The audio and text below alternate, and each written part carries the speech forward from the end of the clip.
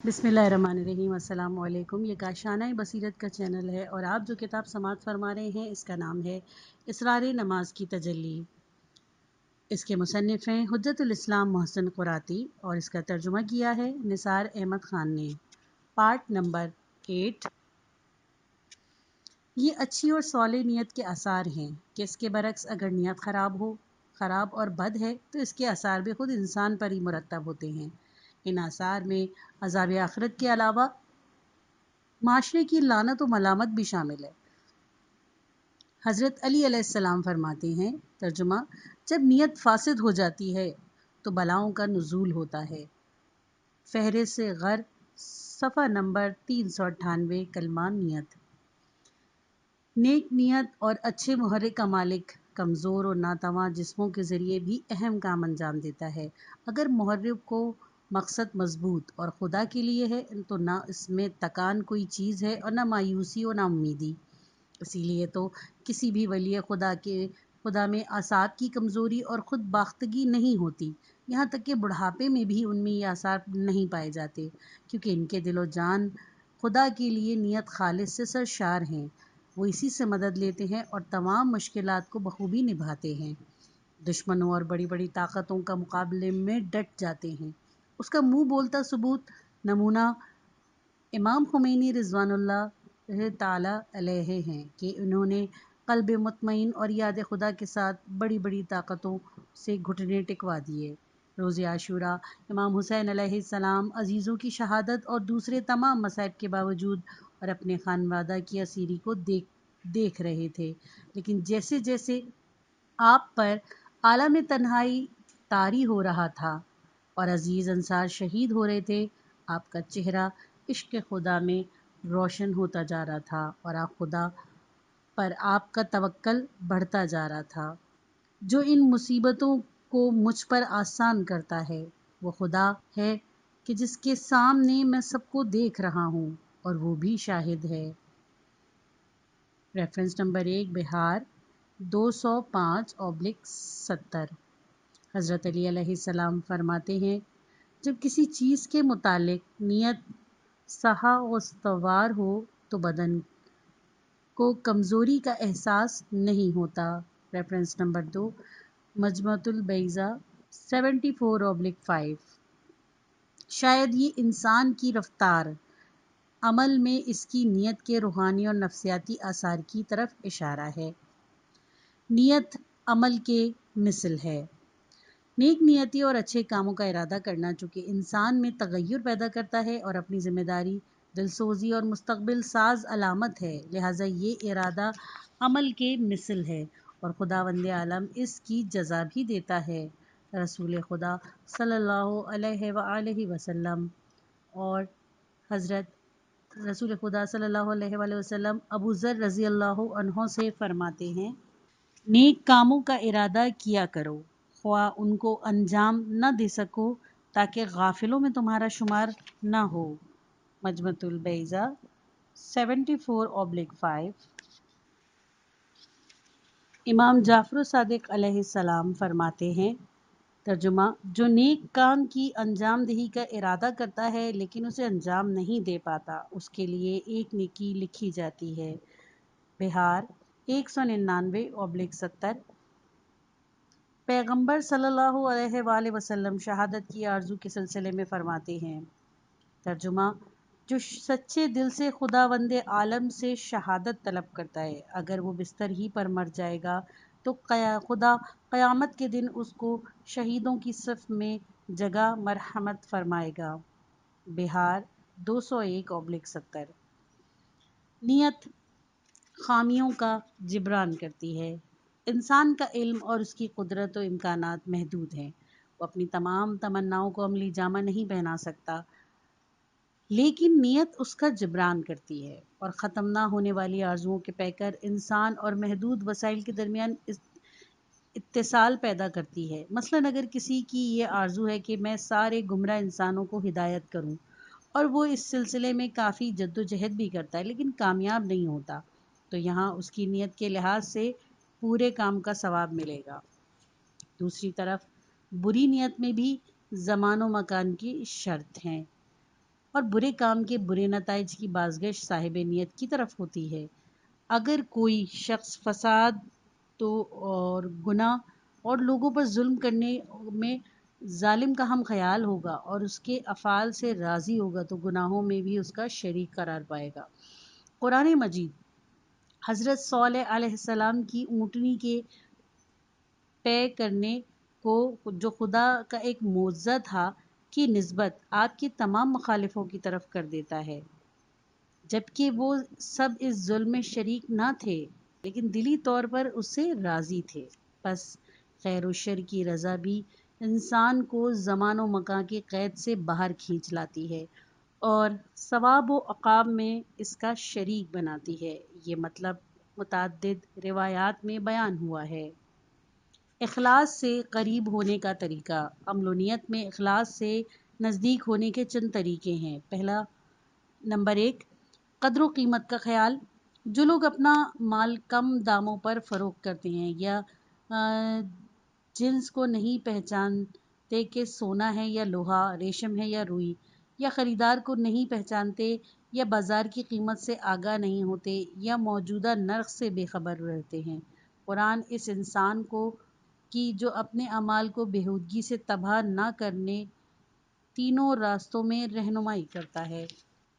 Number 1، جنس یعنی قرآن انسان کو خلیفہ خدا کا کائنات کا نچوڑ لب لباب دنیا کی تخلیق کا مقصد سمجھتا ہے۔ نمبر 2، خریدار خود خدا ہے کہ جو انسان کے نیک اور شائستہ اعمال کو خریدتا ہے اور دوسرے خریداروں سے کئی جہتوں سے ممتاز ہے۔ الف، مہنگا خریدتا ہے مطلب جنت کے عوض۔ ب، مختصر اعمال کو قبول کر لیتا ہے۔ وَمَن يَعْمَلْ مِثْقَالَ ذَرَّةٍ خَيْرًا يَرَهُ، جو ذرہ برابر عمل خیر کرے گا وہ اسے دیکھ لے گا۔ جیم، نیت خیر کی بھی جزا دیتا ہے۔ دال، برے کاموں کی پردہ پوشی کرتا ہے اور خوبیوں کو اجاگر کرتا ہے۔ نمبر 3، نرخ، قیمت، انسان کی قیمت جنت اور خدا کی خوشنودی ہی ہے اور جو کوئی اس کو اس سے کم میں فروخت کرے گا وہ خسارے میں ہے۔ قرآن کی تعبیر کے لحاظ سے گناہ گاروں نے خود خسارہ مول لیا ہے اور جو لوگ گمراہی کے راستوں پر گامزن ہیں قرآن نے بارہا ان کو تجارت میں خسارہ اٹھانے والوں سے تعبیر کیا ہے۔ ان کی تجارت نے انہیں کوئی فائدہ نہ دیا۔ حضرت علی علیہ السلام فرماتے ہیں، ترجمہ، کتنی بری تجارت ہے کہ تم دنیا کو اپنی قیمت سمجھتے ہو۔ نہج البلاغہ، خطبہ نمبر 32۔ اگر انسان اپنی قیمت سے آگاہ ہو جائے تو غیر خدا کے لیے کوئی عمل انجام دینے کے لیے تیار نہ ہوگا۔ نمبر 2، مخلوقات میں تفکر۔ مخلوقات کے بارے میں زیادہ غور و فکر کرنا ہمیں خدا کی عظمت و قدرت کی شناخت کراتا ہے اور نتیجے میں ہم خدا کے لیے کام کرنے لگتے ہیں اور اخلاص سے قریب ہو جاتے ہیں۔ نمبر 3، خدا کی صفات پر توجہ کرنا۔ خدائے متعال کے اوصاف کو جاننا اور انہیں ورد زبان رکھنا اور ذہن میں محفوظ رکھنا۔ خدا پر توجہ کرنا اس کے غیر سے قطع تعلقی کا سبب ہوتا ہے اور انسان کو رفتہ رفتہ اللہ والا بناتا ہے۔ مثلاً دعائے جوشن کبیر میں اوصاف و اسماء خدا کے بارے میں غور کرنا مفید ہے۔ نمبر 4، نعمتوں کے بارے میں غور کرنا۔ خداوند عالم کی نعمتوں کی شناخت اور ان کے بارے میں سوچنا انسان کو خدا کا شیفتہ بناتا ہے اور دل کو خانہ عشق خدا بناتا ہے۔ اسی لیے تو اسلامی دعا اور ائمہ معصومین کی مناجات میں نعمتوں کا تذکرہ کیا گیا ہے۔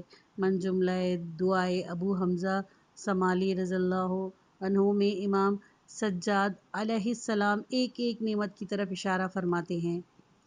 خدایا میں چھوٹا تھا تو نے مجھے بزرگ کیا، میں ذلیل تھا تو نے مجھے عزت بخشی، میں جاہل تھا تو نے مجھے علم و آگاہی سے نوازا، میں بھوکا تھا تو نے مجھے شکم سیر کیا، میں برہنہ تھا تو نے مجھے لباس عطا کیا، میں گمراہ تھا تو نے میری ہدایت کی، میں فقیر تھا تو نے مجھے بے نیاز کیا، میں بیمار تھا تو نے مجھے شفا عطا کی، میں نے گناہ کیا تو نے چھپایا، اور بہت سی نعمتوں کا تذکرہ کیا ہے۔ امام حسین علیہ السلام بھی دعائے عرفہ میں خدا کی نعمتوں کا تذکرہ فرماتے ہیں تاکہ اس کے ذریعے عشق الہی قلب انسان میں زندہ ہو جائے اور انسان صرف خدا کا عشق اختیار کرے، فقط اس کی رضا کے لیے کام کرے اور اخلاص سے قریب ہو جائے۔ نمبر 5، قطعی فائدے پر توجہ۔ جو لوگ غیر خدا اور دنیا کے لیے کوشش کرتے ہیں، ہو سکتا ہے وہ اپنے مقصد میں کامیاب ہو جائیں اور ممکن ہے کامیاب نہ ہوں، لیکن جو لوگ فقط خدا و آخرت کے لیے کام کرتے ہیں، ان کے کاموں کا نتیجہ قطعی اور حتمی ہے۔ قرآن کہتا ہے، سورہ اسراء آیت نمبر 18، ترجمہ: جو شخص آخرت کا شہدا ہے اور اس کے لیے کوشاں ہے اور صاحب ایمان بھی ہے تو اس کی کوشش یقیناً قبول ہے اور وہ اپنی آرزوؤں کو پا لے گا۔ پس خدا کے لیے عبادت و کوشش یقیناً نتیجہ بخشش ہے۔ نمبر 6، دنیا کی بے ثباتی کے بارے میں غور کرنا۔ جن لوگوں کا مقصد خدا کے علاوہ دنیا ہے، جن کی نظروں میں دنیا کی قدر و قیمت ضرورت سے زیادہ ہے، جبکہ بابصیرت افراد ان کی نظروں میں آخرت کے مقابلے میں دنیا کی اور خدا کے مقابلے میں لوگوں کی کوئی حقیقت نہیں ہے کہ جن کے لیے وہ کوشش کریں۔ قرآن مجید میں دنیا کی بے ثباتی، بے قیمتی اور اس کی نئے رنگی اور غرور آفرینی کو مختلف تعبیروں سے یاد کیا گیا ہے۔ سورہ حج آیت نمبر 73، ایسے ناموں سے یاد کیا گیا ہے۔ یہ تعبیریں اس ذات نے استعمال کی ہیں جو کہ دنیا کا پیدا کرنے والا ہے، جو دنیا کی حقیقت کو دوسروں سے بہتر جانتا ہے۔ جو شخص اخلاص حاصل کرنا چاہتا ہے، اسے چاہیے کہ وہ دنیا کا مفتون و فرشتہ نہ ہو۔ نمبر 7، مخلوقات کی ناتوانی پر توجہ۔ خدا قادر مطلق ہے اور سارے کام اسی کے ہاتھ میں ہیں، اس کی بنا پر کوئی اس لائق نہیں کہ اس سے مورد توجہ قرار دیا جائے اور عبادت خدا کے علاوہ لوگوں کو اپنی طرف متوجہ کرنے کے لیے انجام دی جائے۔ قرآن کی تعبیر کے لحاظ سے باطل و جھوٹے خدا ایک مکھی کو بھی پیدا نہیں کر سکتے۔ سورہ حج آیت نمبر 73 نیز بشر کی ناتوانی کے بارے میں کہتا ہے، اگر ایک دن سارا پانی خشک ہو جائے اور تم زمین کو کھود کر اس تک پہنچ جاؤ تو وہ کون ہے جو خوشگوار پانی بہاتا ہے؟ سورہ ملک آیت نمبر 30 اور اگر خدا رات کو دائمی بنا دے تو پھر کون ہے جو تمہارے لیے روشنی لا سکے؟ یا دن کو دائمی بنا دے تو پھر تمہارے لیے رات کون لائے گا جس میں تم آرام کر سکو؟ سورہ قصص آیت نمبر 71 اور 72، یہاں تک کہ جن کو خدا کا شریک ٹھہرایا جاتا ہے وہ دنیا و آخرت میں کچھ کام نہیں آ سکتے، اور جن لوگوں نے غیر خدا کی عبادت کی ہوگی وہ قیامت میں حسرت و یاس میں گرفتار ہو جائیں گے، کیونکہ وہ ان چیزوں کو راضی کرنے میں لگے ہوئے ہیں جو ناتواں اور بے اثر تھے۔ متعدد بے شمار خداؤں کو راضی کرنے سے خدا یکتا کو جو سریع اور رضا ہے کو راضی کرنا کہیں آسان ہے، اور جو شخص خدا یکتا کے علاوہ غیر کی طرف لو لگاتا ہے وہ زیادہ گرفتاریوں اور دشواریوں میں مبتلا ہوتا ہے۔ نمبر 8، دوسروں سے عبرت حاصل کرو۔ جو لوگ تراشے ہوئے خدا اور غیر خدا سے امید رکھتے ہیں، ان میں سے بہت سے دردناک عذاب میں مبتلا ہوتے ہیں۔ ان کی بیتی پر توجہ کرنا بھی عبرت آموز ہے، جو انسان کو اخلاص سے قریب کر سکتی ہے اور غیر خدا کے بے اعتباری کو روشن کرتی ہے۔ حضرت نوح علیہ السلام کا بیٹا خدا سے روگرداں ہوا اور پہاڑوں پر اعتماد کر بیٹھا کہ طوفان کے وقت پہاڑ پر چڑھ جاؤں گا اور بچ جاؤں گا، لیکن موجوں کی لپیٹ میں غرق ہو گیا۔ قارون نے حضرت موسیٰ علیہ السلام کی دعوت حق سے بے اعتنائی کی اور اپنی دولت و ثروت کی بہتات پر غرور کیا، لیکن زمین اس کو نگل گئی اور اس کے دوستوں میں سے کوئی بھی اس کے کام نہ آ سکا۔ سورہ قصص آیت نمبر 81، بہت سے ثروت مند اور خوشحال لوگ اپنا جمع کیا ہوا مال چھوڑ کر چلے گئے اور وہ خزانہ ان کے کچھ کام نہ آ سکا۔ سورہ دخان آیت نمبر 26، لوگ کتنے باغات اور چشمے چھوڑ گئے اور کتنی کھیتیاں چھوڑتے ہیں اور چلے جاتے ہیں۔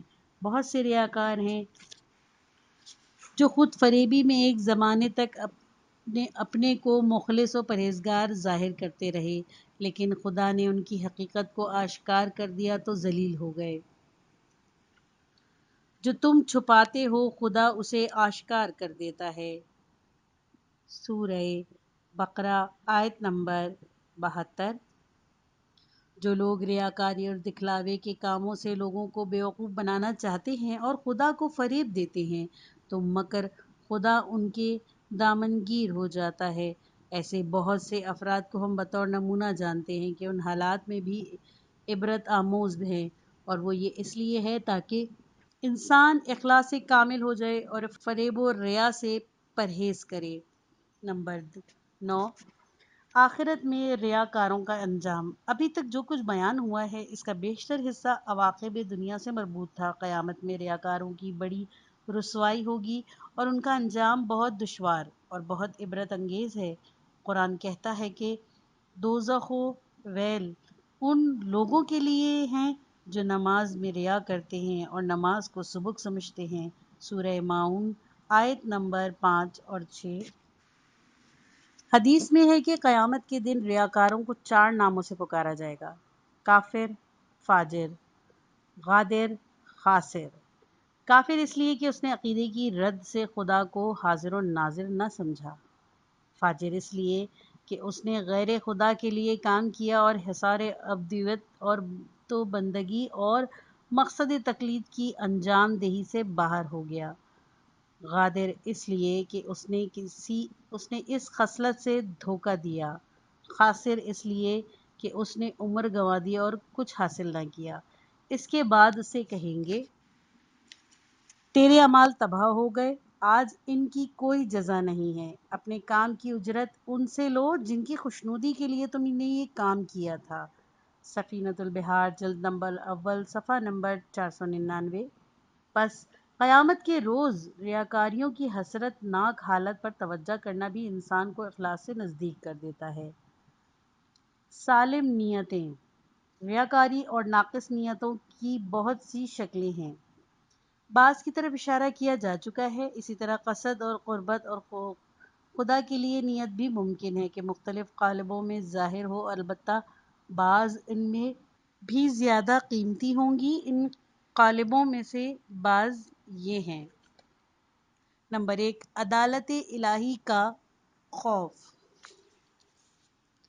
عدالت الہی میں کبھی دوزخ کے خوف سے عبادت کرنا اور گناہوں سے بھی بچنا باعث مواخذہ ہوا ہے۔ قیامت کی سختیوں اور دشواریوں کا خوف بھی کبھی کاموں میں خلوص کا باعث بن جاتا ہے۔ حضرت امیر المومنین حضرت فاطمۃ الزہرا سلام اللہ علیہ کے خلوص کی بنا پر یتیم و اسیر و مسکین کو کھانا کھلانے کے بارے میں قرآن کہتا ہے، ترجمہ: ہم نے مسکین و یتیم اور فقیر کو اپنا کھانا دے دیا، اپنے پروردگار سے اس دن کے بارے میں ڈرتے ہیں جس دن چہروں پر ہوائیاں اڑنے لگیں گی۔ سورہ دہر آیت نمبر 10۔ نمبر 2، جزا کی امید۔ بہشت کی جزا پانے کے لیے بھی عبادت میں سالم نیت درکار ہے۔ قرآن مجید نے سینکڑوں آیتوں میں بہشت اور اس کی لذتوں کو عمل صالح کرنے والوں کی جزا قرار دیا ہے، اور بہت سی روایتوں میں بھی آخرت کی جزا اعمال صالح کرنے والوں کے لیے بیان ہوئی ہے، اور یہ جزا انسان کے اندر اعمال خیر کرنے کا جذبہ پیدا کرتی ہے۔ نمبر 3، نعمتوں کا شکر۔ خدا کی بے شمار نعمتوں کا شکر بھی جو کہ صالح نیت کی وجہ سے ہے، وہ بھی عبادت شمار ہوتا ہے۔ حضرت علی علیہ السلام فرماتے ہیں، ترجمہ: اگر خدا نافرمانی پر عذاب کا وعدہ نہ کرتا تو بھی یہ واجب تھا کہ اس کی نعمتوں کی سپاس کے تحت معصیت نہ کی جائے۔ نہج البلاغہ حکمت نمبر 290۔ نمبر 4، حیا۔ کسی کام کو انجام دینے یا ترک کرنے کے باعث پروردگار سے شرم ہوتی ہے۔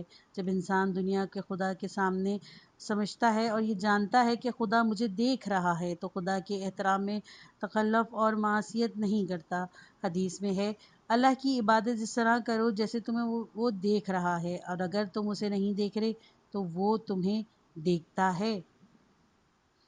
نمبر 5، خدا کی عبادت۔ جن لوگوں کی عبادت کا محرک عشق و محبت خدا ہے اور وہ خدا ہی کو لائق عبادت سمجھتے ہیں، ایسے عابدوں کا نمونہ حضرت علی علیہ السلام ہے کہ نہج البلاغہ میں وہ فرماتے ہیں، ایک گروہ جنت کی تمام خدا کی عبادت کرتا ہے، یہ تاجروں کی عبادت ہے، بعض جہنم کے خوف سے خدا کی پرستش کرتے ہیں، یہ غلاموں کی عبادت ہے، لیکن آزاد مرد اس کی نعمتوں کی سپاس میں عبادت کرتے ہیں۔ نہج البلاغہ حکمت نمبر 237۔ ایک اور مناجات میں عرض کرتے ہیں، خدایا میں نے تجھے لائق عبادت پایا تو عبادت کی۔ قیامت میں بھی لوگ نیتوں کے لحاظ سے محشور ہوں گے۔ رسول خدا صلی اللہ علیہ وآلہ وسلم ارشاد فرماتے ہیں، لوگ صرف نیتوں کے لحاظ سے محشور ہوں گے۔ مجموعۃ البیضہ 77/5۔ حکمت کی دانشگاہ، اخلاص وہ یونیورسٹی ہے کہ جس سے فارغ التحصیل 40 روز میں حکمت کی بلندی یہ مراتب پر پہنچ جاتے ہیں اور اخلاص کے سائے میں بصیرت و یقین کی اس منزل پر پہنچ جاتے ہیں جس کا تصور بھی نہیں کیا جا سکتا۔ رسول اللہ صلی اللہ علیہ وآلہ وسلم سے ایک حدیث منقول ہے، ترجمہ، جو شخص 40 شب و روز خدا کے لیے کام کرے وہ خدا کے الطاف کا مورد قرار پائے گا، حکمت و دانائی اس کے قلب سے زبان پر جاری ہوتی رہے گی۔ جامع السعادات 404/2۔ اخلاص کے ریشے، ریا میں وہ لوگ گرفتار ہوتے ہیں جن کی ابھی یقین کی منزلوں تک رسائی نہ ہوئی ہو۔ حضرت علی علیہ السلام فرماتے ہیں، اخلاص یقین کا نتیجہ ہے۔ فہرست غر الحکم۔ ممکن ہے انسان قیامت اور جزا وغیرہ کا علم رکھتا ہو، لیکن جب تک علم میں یقین پیدا نہیں ہو جاتا اس وقت تک اس کی کوئی اہمیت نہیں ہے۔ سب جانتے ہیں کہ مردہ کوئی کام انجام نہیں دے سکتا، لیکن اس کے باوجود بہت سے لوگ مردہ سے ڈرتے ہیں۔ ممکن ہے ریاکار خدا و قیامت اور حساب و کتاب سے آگاہ ہوں، لیکن اس کی آگاہی چونکہ ابھی یقین تک نہیں پہنچی ہے لہٰذا اخلاص سے دور رہتا ہے۔ یہ یقین عبادت کے سائے میں فراہم ہوتا ہے۔ قرآن کہتا ہے، ترجمہ، اس وقت تک عبادت کرو جب تک کہ یقین آ جائے۔ سورہ ہجر آیت نمبر 99۔ اگر ہم اس بات کا یقین پیدا کر لیں کہ دنیا محضر خدا ہے، عزت و ذلت اسی کے ہاتھ میں ہے، دنیا اور اس کے جلوے ایسے سرمایہ ہیں جو کم فائدہ، ختم ہو جانے والا اور فریب دینے والا ہے، تو ہم خود بخود اخلاص کی طرف بڑھ جائیں گے۔ اخلاص کی علامتیں، بہت سے ایسے ہیں کہ جو اپنے کو نیت و عمل کے سلسلے میں مخلص سمجھتے ہیں، لیکن اگر وہ اچھی طرح تحقیق کریں تو انہیں اپنے کاموں میں غیر خدا کی نیت مل جائے گی۔ اس لیے ہم اخلاص کی بعض علاماتوں کی طرف اشارہ کرتے ہیں۔ نمبر 1، غیروں سے توقع نہ رکھنا۔ اس سلسلے میں قرآن کریم ایک نمونہ پیش کرتا ہے، وہ حضرت علی علیہ السلام اور بی بی فاطمہ الزہرا سلام اللہ علیہ کا اپنی افطاری کا دے دینا اور امام حسن علیہ السلام اور امام حسین علیہ السلام عہد طفولیت میں بیمار ہوئے اور پیغمبر صلی اللہ علیہ وآلہ وسلم اور کچھ صحابہ عیادت کے لیے تشریف لے گئے اور حضرت علی علیہ السلام سے کہا کہ بچوں کی شفا کے لیے نظر مان لو۔ انہوں نے نظر مان لی، اگر شفا یاب ہو گئی تو ہم 3 روز تک روزے رکھیں گے۔ خدا نے دونوں کو شفا عطا کی۔ علی اور فاطمہ علیہ السلام نے ایفائے نظر کے لیے روزہ رکھا۔ وہ بزرگوار اپنے گھر میں زحمت سے روٹی پکاتے تھے۔ پہلے دن ہی افطار کے وقت ایک بے نوا دروازے پر آیا اور انہوں نے اپنی روٹی اور غذا دے دی اور خود پانی سے افطار کیا۔ دوسرے اور تیسرے دن بھی ایسا ہی ہوا۔ جس خانوادہ نے 3 روز تک بغیر کھانا کھائے روزے رکھے تھے، وہ اڑے ہوئے رنگ کے ساتھ خدمت پیغمبر صلی اللہ علیہ وآلہ وسلم میں پہنچا تو سورہ دہر ان کی شان میں نازل ہوا کہ جو اس خالصانہ عمل کی طرف اس طرح اشارہ کرتا ہے، ترجمہ، ہم تمہیں خدا کے لیے کھانا دیتے ہیں اور تم سے کسی جزا اور شکریہ کے طلبگار نہیں ہیں۔ دہر آیت نمبر 44۔ انہوں نے اخلاص اور اللہ کے لیے کھانا کھلایا اور بخشش دینا ان کی عادت تھی، اور جس کھانے کی انہیں خود ضرورت تھی وہ دے دیا، اور سائلوں کے پے در پہ آنے سے رنجیدہ نہ ہوئے، اور نہ ہی وہ ان سے کوئی شکر و سپاس کی توقع رکھتے تھے۔ ممکن ہے انسان کبھی بغیر پیسے کے کام کرے، لیکن اس کی خواہش یہ ہو کہ وہ میرے اس کام کو معاشرے میں شہرت دی جائے۔ کبھی زبان سے کہتا ہے کہ مجھے جزا نہیں چاہیے، لیکن دل میں سوچتا ہے کہ کچھ ملنا چاہیے۔ اور کبھی اس کے اچھے کاموں کی قدر نہیں ہوتی تو کبیدہ خاطر اور رنجیدہ ہو جاتا ہے، اور اس طرح اگر اس کی شایان شان استقبال نہ ہو تو دلگیر ہو جاتا ہے۔ یہ سب عدم اخلاص کی علامتیں ہیں۔ مخلص وہ ہے کہ جس پر کسی کام کے سلسلے میں لوگوں کی تنقید و تعریف کوئی اثر نہ کرے، اور وہ اپنے وظیفے پر عمل کرتا رہے، خواہ لوگ جانتے ہوں اور اس کا شکریہ ادا کرتے ہوں یا نہ جانتے ہوں۔ نمبر 2، اصل تکلیف ہے نہ کہ نام۔ اخلاص کی دوسری علامت یہ ہے کہ انسان عمل میں اس چیز کو انجام دے جو ضروری اور تکلیف ہے، خواہ اس میں روپیہ، نام، شہرت وغیرہ نہ ہو اور اس کے لیے کوئی فائدہ اور معاشرے میں کوئی مقام پیدا نہ ہو۔ مثلاً نادار و محروم علاقوں کی خدمت کرنا، دیہاتوں اور پسماندہ لوگوں کی مدد کرنا، جہاں کی آب و ہوا خراب ہو وہاں کچھ کام کرنا، یا ایسے کاموں میں مشغول ہونا جن میں اجتماعی نام و نمود بالکل نہیں ہے لیکن وظیفہ ہے۔ جوانی کے زمانے میں ایک مرتبہ میں نے بچوں اور جوانوں کے لیے 2 کلاسیں رکھی تھیں۔ اس وقت اگر کوئی جوان راستے چلتے ہوئے مجھ سے ملحق ہو جاتا تھا تو میں اپنے آپ کو بڑا سمجھتا تھا، لیکن اگر بچے میرے پیچھے آتے تھے تو مجھے اپنے چھوٹے پن کا احساس ہوتا تھا۔ ایک روز ہم بازار سے گزر رہے تھے کہ ایک ناخواندہ بوڑھا دکان سے باہر آیا اور مجھ سے کہنے لگا، آیا آپ خدا کے لیے درس دیتے ہیں؟ میں نے اس سے اطمینان سے کہ میں پیسے نہیں لیتا کہا کہ جی ہاں۔ اس نے کہا، اگر آپ خدا کے لیے پڑھاتے ہیں تو بچوں، بزرگوں اور جوانوں کا خدا ایک ہی ہے۔